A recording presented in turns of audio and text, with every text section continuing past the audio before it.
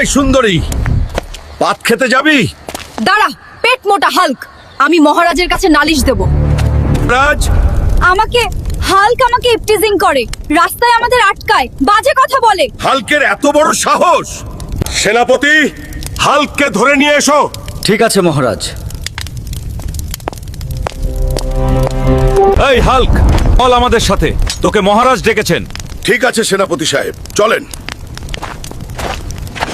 মহারাজ আমাকেই ডেকেছেন কেন? তুই আমার রাজ্য থেকে আমার রাজ্যের মানুষকে ইপটিজিং করিস, তোর কঠিন শাস্তি হবে। সেনাপতি, হাল্ককে জেলে নিয়ে যাও। যথা মহারাজ।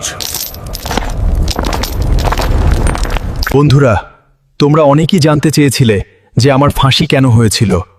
আমার অপরাধের জন্যই আমার ফাঁসি হয়েছিল। তোমরা যদি আমার ফাঁসির পরবর্তী পার্ট দেখতে চাও, তাহলেই কমেন্ট পার্ট 3 লিখে সাবস্ক্রাইব করে দাও।